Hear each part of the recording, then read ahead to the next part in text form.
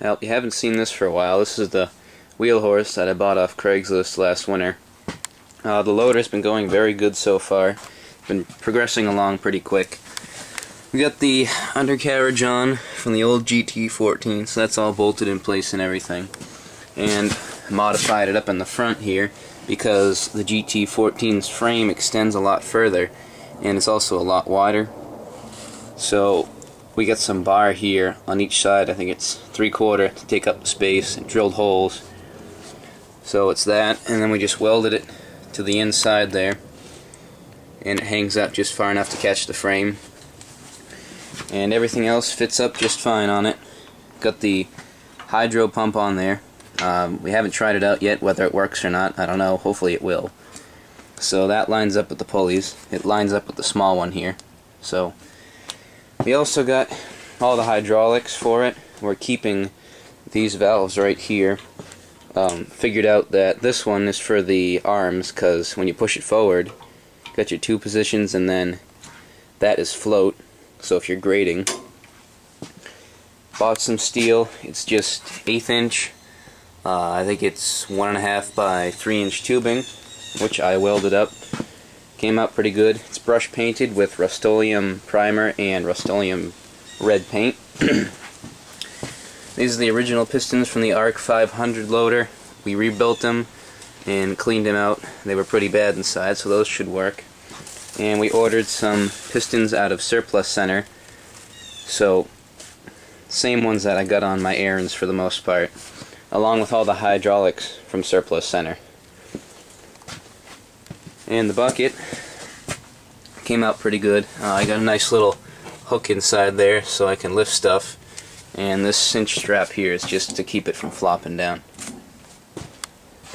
But came out pretty good. It's got all bushings everywhere. I think we got it bushinged down here, and everywhere else is just pins. Got bushings here, and they all have grease fittings drilled and tapped, and they're taking grease, which is good.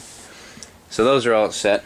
And the column over here, the upright, the bottom, we had to cut it off and weld on a piece of 3/8 plate because the original one was so bent up from the previous owners that they welded it so many times it just got all messed up. So to avoid trying to straighten it, we just fixed it. Shouldn't leak. I think I welded it pretty good. I don't think it's going to be coming undone.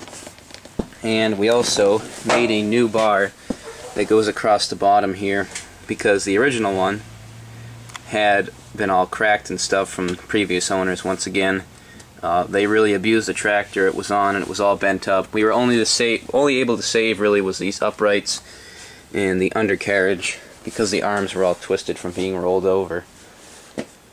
But still have to get a weight box on it. We'll probably do a fixed one and just throw whether it's steel or rocks in it instead of a filled one, because won't be able to get lifted up. And we'll probably take the wheel weights off, just because those are genuine WheelHorse, so you can save those for mine. But this is going to be my dad's loader, because I got that Aaron's one that I built myself, and he doesn't want to wreck that one if he's just got to push some dirt and someone else at some other place. So he figured he'd build himself one because we got the stuff for it. And I think so far we've only invested about probably between maybe $600 and $900 in this loader, so it's really not that much. We're trying to keep it as low cost as possible. And I also have, if you haven't noticed, I got a stack on it. I bought this at the engine show I went to over the summer. So it's a pretty nice muffler, quiets it down a lot, and might as well do a startup for you. I had to warm it up before the video because this is a very cold-blooded engine.